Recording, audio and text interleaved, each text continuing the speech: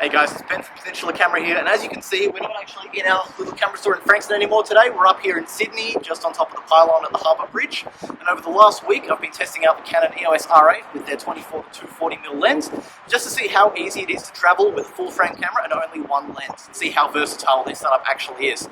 So I'm going to get down from here because it's a bit windy, and I left the batteries for my microphone back in Melbourne. So let's pop down and see how this camera goes.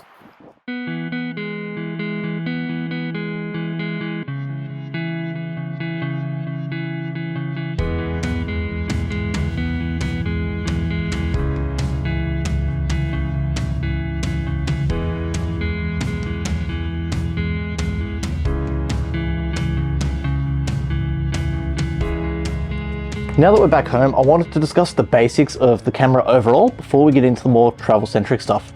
The R8 is Canon's entry-level full-frame camera, and it's meant to replace the older EOS R and RP in their mirrorless lineup. It shares pretty much the same body with the RP, all the way down to the single SD card slot and smaller than I'd like to see LPE17 battery, and the lack of joystick and in-body image stabilization, but don't let that make you think they're the same camera. While physically it's the same kind of body as the EOS RP, under the hood it's got much more in common with the higher end R6 Mark II, including the exact same 24 megapixel sensor and blazing fast autofocus. In practice, this makes one hell of a sleeper camera if I've ever seen one, especially for the price point. Performance-wise, it's got excellent image quality, with the standout feature for me being the incredible amount of dynamic range that you can pull out of the RAW file. This photo here isn't a stacked HDR image. The original actually looked a bit more like this, but thanks to the great shadow and highlight recovery, we were able to completely change the photo in post. The video features of this camera are great too.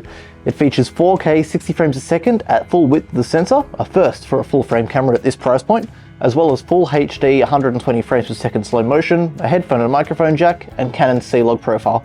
The only areas where this differs to the R6 Mark II in terms of video is the lack of image stabilization in the body and no ability to record external RAW. But what's it like to actually travel with a full frame camera? I mean, there is a reason that both of my co-workers chose to take APS-C and Micro Four Thirds cameras with them, and I'd be lying if I said I didn't imagine lugging around a 1DX and 70-200mm f2.8 when the words full frame and travel are mentioned in the same sentence.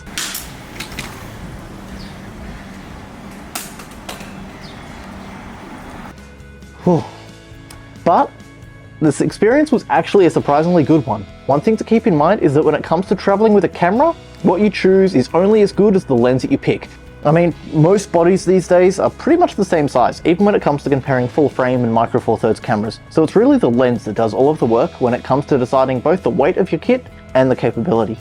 Since I didn't want to be fumbling around with different lenses in the hot summer weather on hikes, and because we had planned a trip to the Taronga Zoo, I decided to forego my less versatile, faster glass and borrowed an RF 24-240mm lens from our friends over at Canon.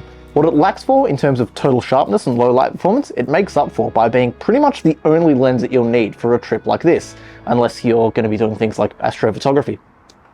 Let's start with the good. Overall, while it wasn't exactly a lightweight system compared to when Anthony traveled with the OM5 and 9mm f1.7 when he went to Hawaii, the versatility, image quality, and focusing is much better with a camera and lens combo like this. It's coming in at just under 1.3 kilos, which, while it might seem like a bit much of travel, what you need to consider is the fact that you'll practically never have to change lenses. I was able to get everything from this panorama of Seacliff Bridge all the way up to this close shot of birds. Honestly, I was paying too much attention to the camera to read the sign at the zoo to tell me what type of birds they were.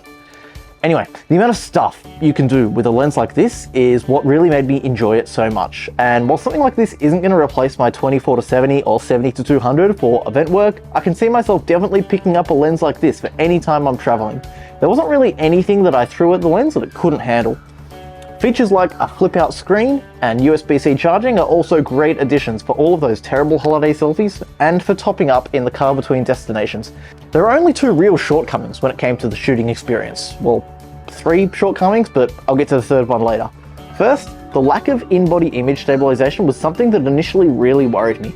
That was until I took this 1 second handheld exposure of a waterfall without a tripod, and all of those fears were pretty much stripped away.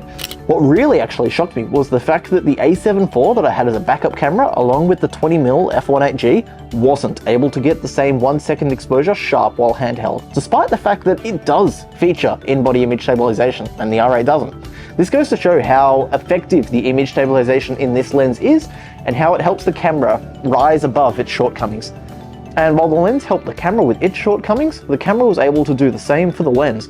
Shortcoming number 2 is the fact that it's not a particularly great lens in terms of low light performance, but the high ISO performance and low light capability of the R8 sensor was able to make up for this fact very easy.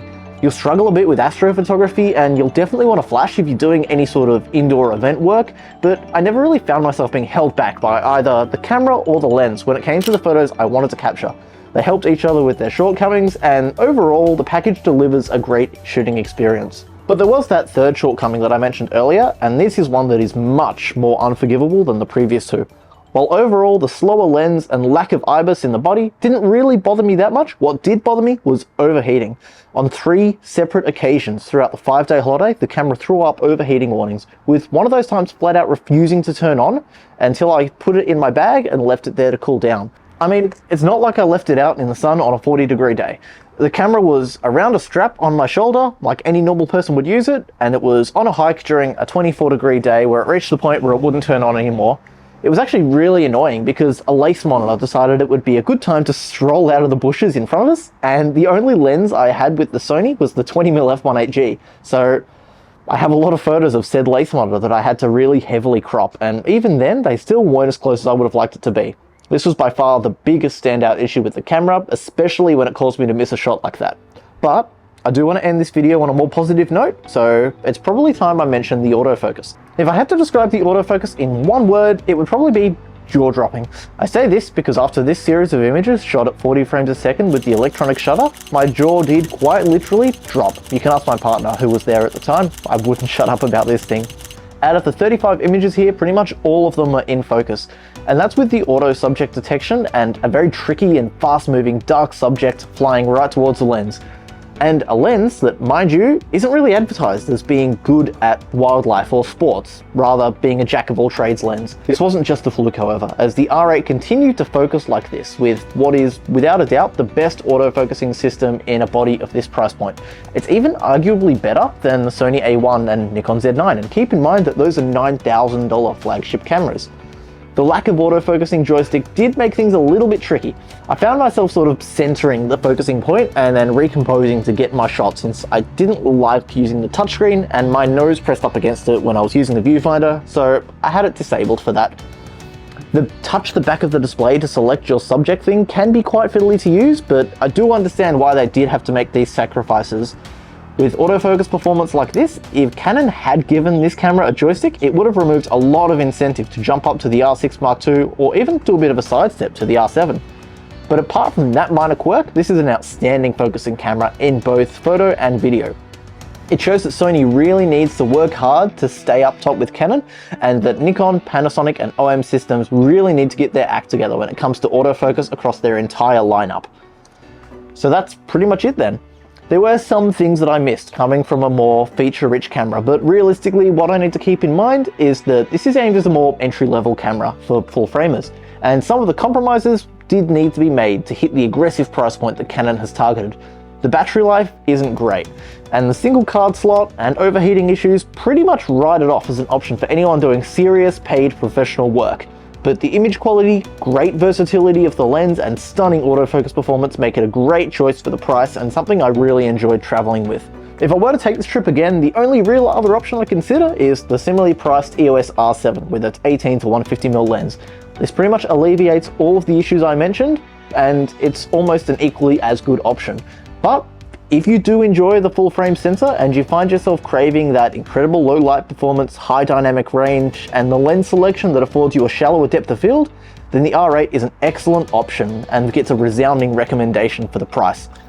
If you wanted to try out an R8 in person, you're always welcome to come into our store in Frankston. We always try to keep this model in stock where we can.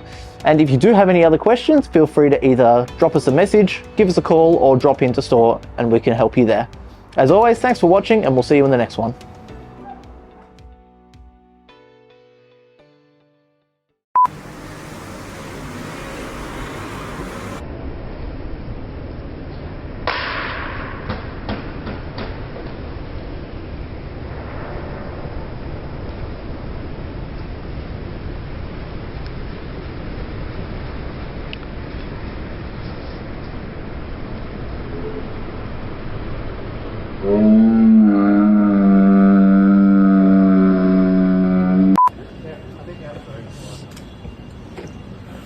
Pretty sure it's not meant to be that shape. It doesn't zoom anymore. It used to zoom. Oh no.